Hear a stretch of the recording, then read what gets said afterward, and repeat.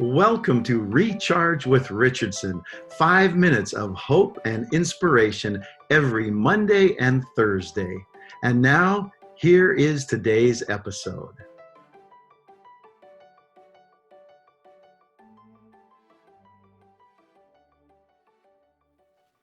Hi, welcome back to another episode of Recharge with Richardson. Today's episode is based on the Gospel of Luke, chapter 22, verse 31 and 32. So let me read with you and then we'll dissect some of the lessons that we get from this passage. And the Lord said, Simon, Simon, indeed Satan has asked for you that he may sift you as the wheat. But I have prayed for you that your faith should not fail. And when you have returned to me, strengthen your brethren.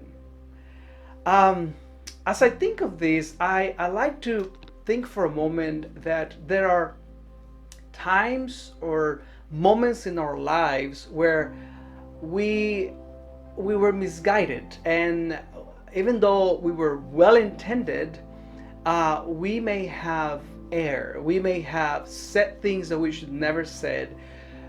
We have done things that we should never done, and sometimes after we sort of snap out of that, we ask ourselves, what happened?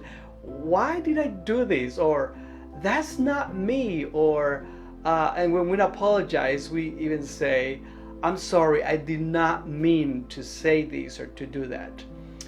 Could it be that those moments happened because it is just a sifting game? It's almost like the enemy continues to really try us and test us. And strange enough, it sounds like even Jesus gives him permission to do so, because he tells Peter, Satan has asked for you that he may sift you as wheat. Well, the good news is that when we do those things that we are ashamed of and we don't even want to think about them anymore, first of all, I want you to know that it was not something that caught God by surprise.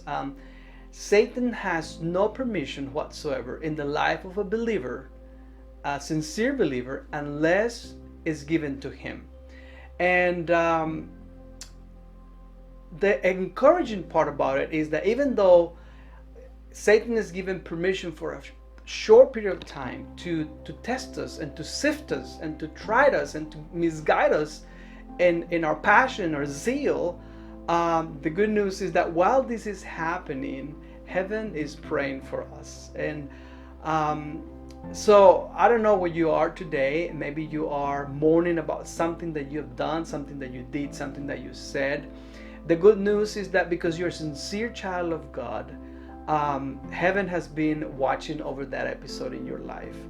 And the sincere prayer of Jesus is, I pray that your faith may not fail. That's exactly what Jesus was praying about Peter. I want you to be strong. Even though you do something you're not proud of, this is a moment where you can come back. And the great comeback takes place. And in the great comeback, you are wiser. And the great comeback, you're stronger. And the great comeback, you know yourself better. And now the appeal is, when you return to me, when you recognize the wrong, the misguided passion, the misguided zeal, then you are in a better position to strengthen people, to encourage people. So it's not so bad. Perhaps the only bad thing would be if you don't learn from that experience. If you, as a person, don't come around and don't recognize that it was wrong of you, that it was a mistake, that you are going to improve in that area, and now you are wiser. Now you are able to maneuver through life with wisdom. And so that is an encouraging thing for all of us. So whatever you're going through, remember, heaven is watching. It was granted permission to the enemy to try you for a little bit.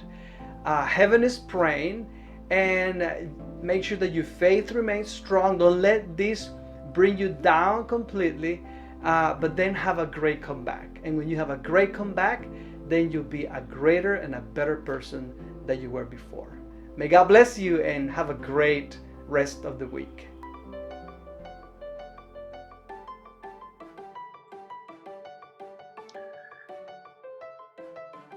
Thank you for joining us for Recharge with Richardson.